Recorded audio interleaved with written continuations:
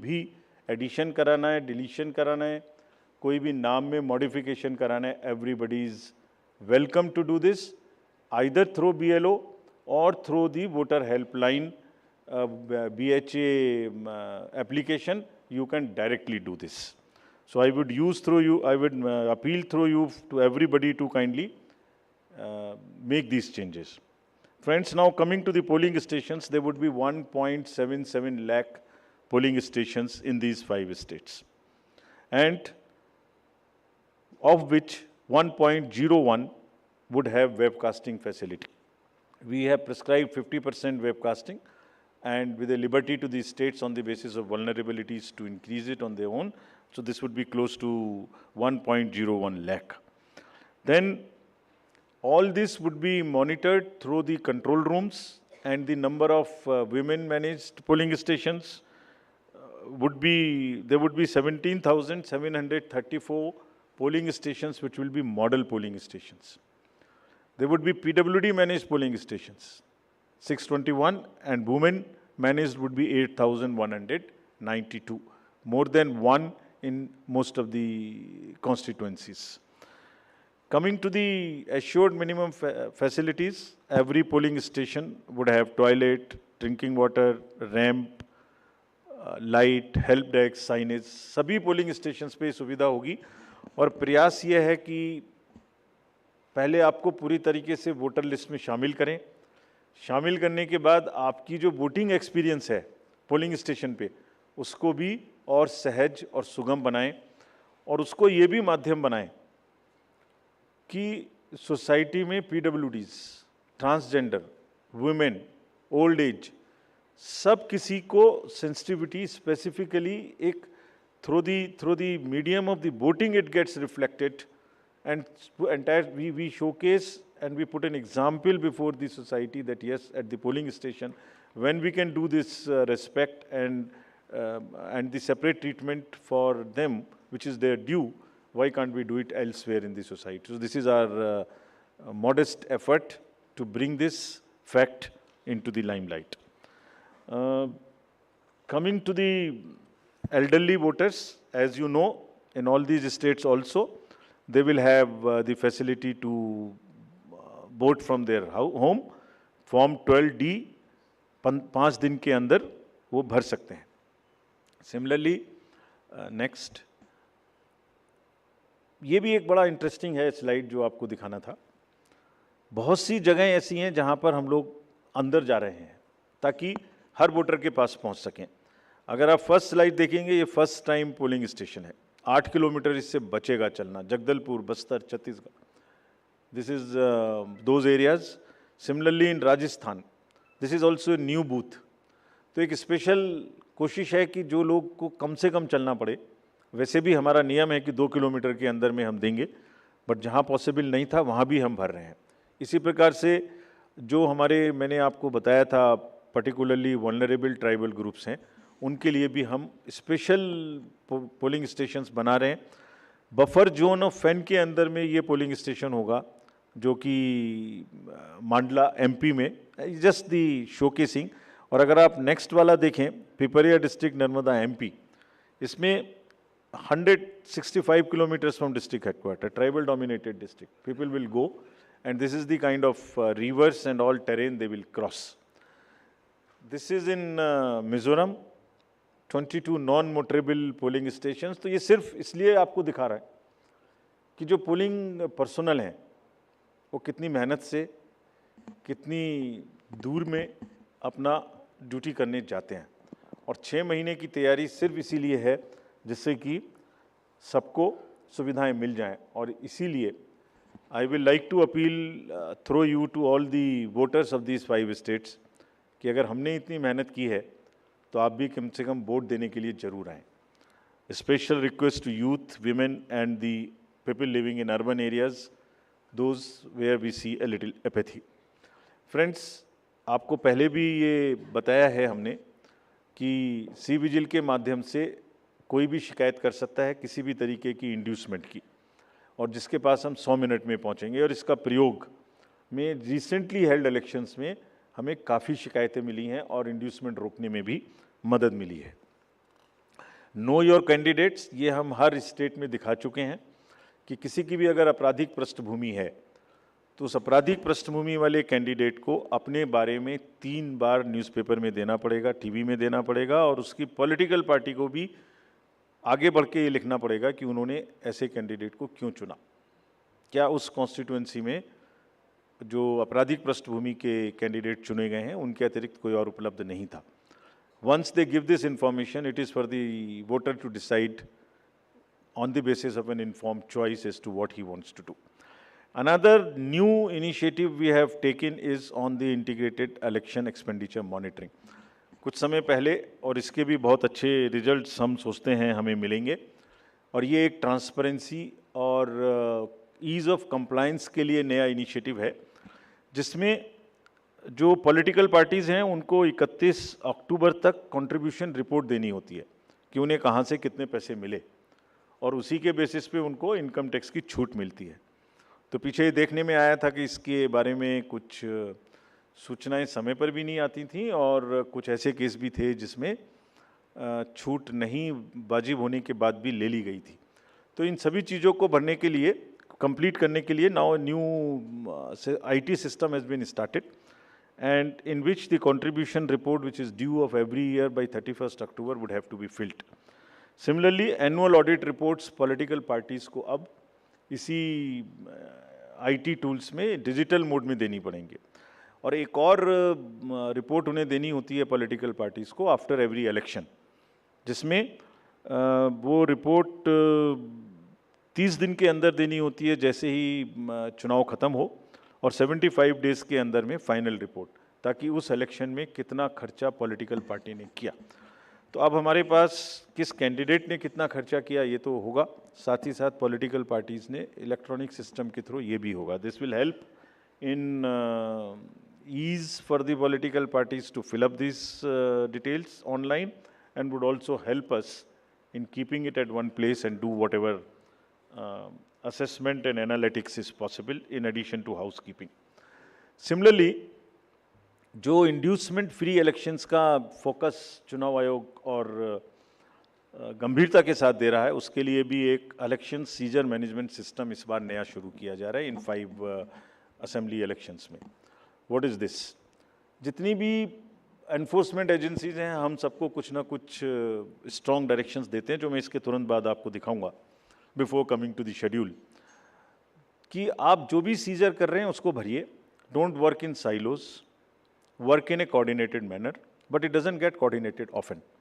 So this system will give an access, will onboard all the central and state enforcement agencies during the election period, and they will have to report as soon as any action they take. And if they don't fill up, it will also tell us that for so long no action has been taken by a particular agency. This will also help us in compiling, do the trend analysis, do various kinds of things possible in that particular state. और आप सब अवगत हैं कि हर state के बहुत सारे state specific inducement related issues हैं. अगर मिज़ोरम में इंटरनेशनल बॉर्डर है तो राजस्थान में भी वही इशू है, तो कहीं पर इंटर स्टेट ड्रग्स की प्रॉब्लम है, तो कहीं पर एक्सेस कैश और मनी पावर की प्रॉब्लम है. All that with the help of the respective enforcement agencies would get collated, and we hope would also get analyzed on a far more real-time basis, so that we can take corrective actions and we can nudge them or we can appreciate them. In this reference, we have got some check posts established, which is in Mizoram, Chhattisgarh, Madhya Pradesh, Rajasthan, Telangana, in all 940 check posts. These 940 checkposts belong to different enforcement agencies, which is namely, by and large, police, state police, excise, commercial taxes, forest and transport. तो इन सब पांचों की जो powers हैं वो अपने अपने act के अंदर में अलग अलग पावर्स हैं. Now what we have directed them to do a coordinated effort, pool their resources, establish synergies. पांचों एक साथ मिलके काम करें और क्या काम करें इन 940 प्लस चेक पोस्ट पर इंटरस्टेट बॉर्डर्स में they will keep a very strong watch and we have almost told them to dry up inflow of cash liquor and drugs. आपको जब पिछले कर्नाटका इलेक्शन हुआ तो वहाँ जाने के बाद जब हम रिव्यू करके आए तो जो 2018 का सीजर था वो एमसीसी अनाउंस होने तक उससे ज़्यादा स्टेट गवर्नमेंट ऑफिशियल्स ने कर दिया था. So this is a renewed focus and all the checking of cargo movement through non-scheduled chartered flights. This we will issue the guidelines also in greater detail. ऐसी संभावना होती है कि जो पैसेंजर्स के अलावा कार्गो मूवमेंट्स है उसमें भी कुछ ना कुछ इन पोल बाउंड स्टेट्स में कोई मटेरियल इंड्यूसमेंट के थ्रू जा सकता है. कार्गो के पार्सल्स का रेलवे और पोस्टल डिपार्टमेंट के थ्रू भी चेकिंग शुरू हो. Money power, all these agencies have been strictly asked to keep strict vigil and report in the system which we have stated just before this. Number of observers will be deputed, the general observers, police observers and the expenditure observers, and adequate CAPF. Similarly, the directions again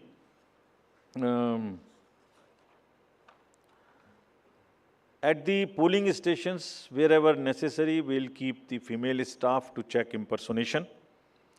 We will keep polling parties to move only in the official vehicles, ताकि जैसे पिछले चुनाव में एक आध जगह एक private vehicle में बैठ गए थे उस तरह की घटना ना हो. ये भी कहा गया है स्पेसिफिकली कि वोटर इन्फॉर्मेशन स्लिप्स को चुनाव से कम ऐसा नहीं कि पहले दिन या दूसरे दिन में ही दें, एक आध हफ्ता पहले कम से कम जरूर बांट दें, so that people can know which booth, which place. Though we request them to check that much in advance on the voter helpline app. नया एक और चेंज इस बार किया गया है because of the experience which we had in certain states. जो polling personal हैं उनको पोस्टल बैलेट मिलता था और पोस्टल बैलेट मिलने के बाद वो उसको घर ले जा सकते थे और कभी भी बाई पोस्ट भेज सकते थे till the date of counting. That's the standard practice for the postal ballot. It has been changed now. ये इसलिए कि बहुत सारे पोलिंग पर्सनल्स कुछ स्टेट में कंबाइन होके पोस्ट पोल अपनी कोई न्यूसेंस वैल्यू क्रिएट करते हैं, बिकॉज मार्जिन्स बहुत कम होते हैं, तो अगर 100, 200, 400 लोग भी मिल जाएं तो वो इन्फ्लुएंस कर सकते हैं. So this could be A post pole opportunity for some to influence the voters or influence the results. Therefore, all of them now onwards in all the elections will vote only at the facilitation center when they come for training. This is before, so this will be physically collected and the postal ballot facility is available in the same sense but at the facilitation center. Next. Now coming to friends, after mentioning that we are focusing far more on the inducement-free elections because money power is one thing which we want to restrict, we now will come to the schedule which you are awaiting state by state.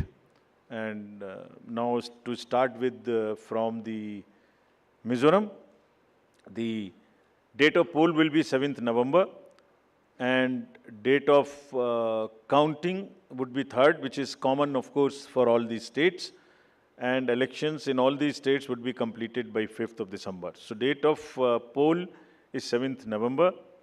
Similarly, in case of Chhattisgarh, the elections would be in 2 phases. The date of poll would be 7th November and 17th November.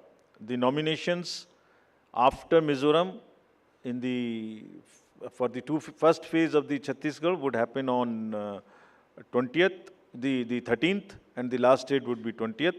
Date of poll being 7th November, and for phase 2, 17th November.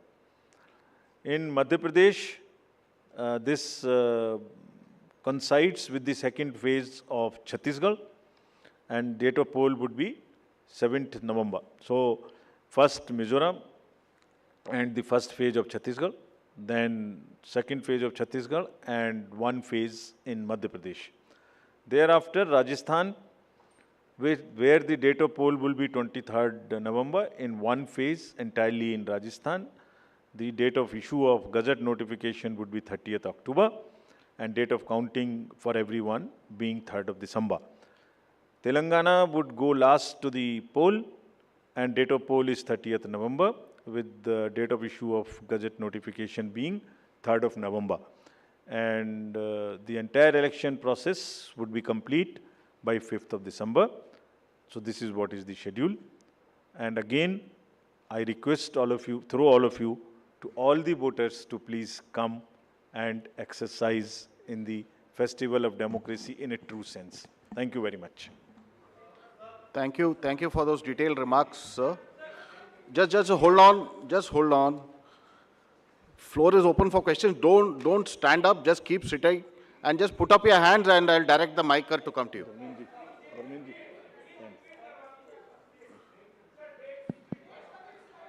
ये पांचों slides की date वैसे अभी आपको भेज दिया होगा. So it's being tweeted to you. It's being tweeted, but हम दोबारा रिपीट कर दीजिए. Yeah. Mizoram, it's visible to all.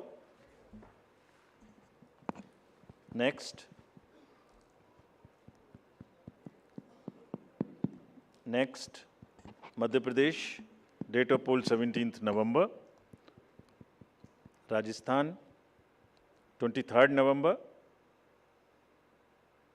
And Telangana, 30th November. We are doing counting on 3rd of December and finishing the entire election exercise on 5th of December 23. Yeah, floor is open for questions. Gentleman in the first row. Yeah. उनको mic दे दीजिए. We'll come to you next. आपको आएंगे second. Good afternoon sir, मोहित दुबे हूँ sir, news nation channel से. Sir मेरा सवाल ये है कि खासतौर पे अगर छत्तीसगढ़ और तेलंगाना के परिप्रेक्ष्य में है, छत्तीसगढ़ में 2 चरणों में आप मतदान करा रहे हैं, नक्सल प्रभावित इलाका है कई. सरकार का दावा है कि नक्सलिज्म तो हमने ख़त्म कर दिया, लेकिन इस बार भी आप 2 चरणों में मतदान करा रहे हैं. कितनी बड़ी चुनौती जो है नक्सल प्रभावित इलाकों में होगी आपको मतदान कराने के मद्देनज़र, क्योंकि 7 राज्यों की सीमा छत्तीसगढ़ से जुड़ती है जैसा आपने कहा. इसके अलावा तेलंगाना के भीतर पिछले चुनाव में तमाम कैश और लिकर की बरामदगी हुई थी. इस बार कितनी चुनौती तेलंगाना और छत्तीसगढ़ में आपको लेकर होने वाली है? Yeah, gentleman in the second row there. Yeah, mic is coming to you, just wait. Yeah.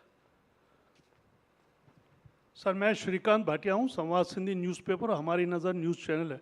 Sir ये आचार संहिता के जो उल्लंघन होते हैं इलेक्शंस में, देखा गया है कि कोई एक्शन नहीं होता, सिर्फ आचार संहिता उल्लंघन के केस दर्ज हो जाते हैं.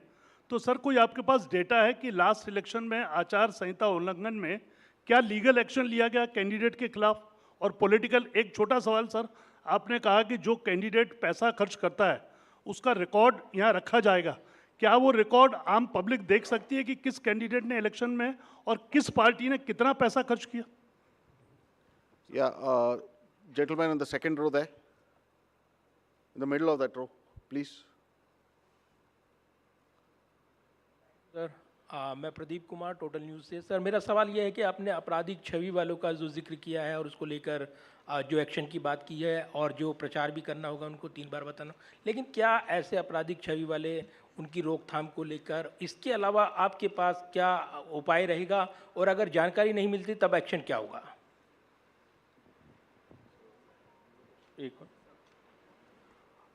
The lady at the back over there. Yeah.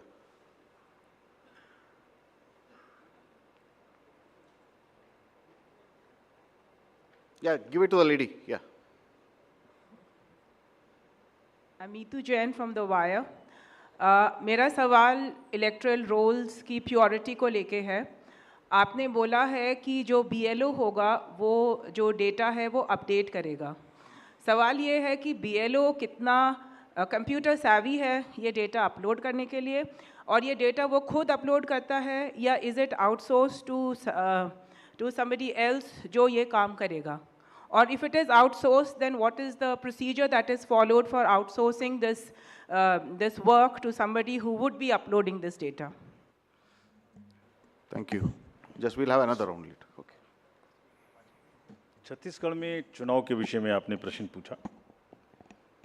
देखिए, हर नागरिक को, हर वोटर को हम रजिस्टर करें और हर वोटर के पास में हम बूथ लेके जाएं ताकि वो अपना वोट डाल सके और उसको सारी सूचना जो उसको इन्फॉर्म डिसीजन लेने के लिए आवश्यक है वो उस तक पहुंचाएं। Phase 1, phase 2 in all the elections that will be done और उसके लिए व्यापक व्यवस्था की गई है। इसलिए हमें सबको अपील है कि वो सब वोट देने आएँ और जो जहाँ भी जितनी भी सुविधाएं और जितनी भी सुरक्षा देने का ज़रूरत है वो असेसमेंट करके उतनी वहाँ प्रोवाइड की जाएगी। कैश और freebies, cash, freebies, drugs, liquor, consumable goods, ये मेनेस है, हम लोग उसके प्रति पूरी तरीके से सजग हैं। Just give U A small figure, जो अभी पीछे 6 इलेक्शंस हुए हैं उसमें अगर मैं आपको अलग से भी दिलवा दूंगा, लेकिन लगातार उनमें वृद्धि का जो प्रतिशत है, in some states it is up to 6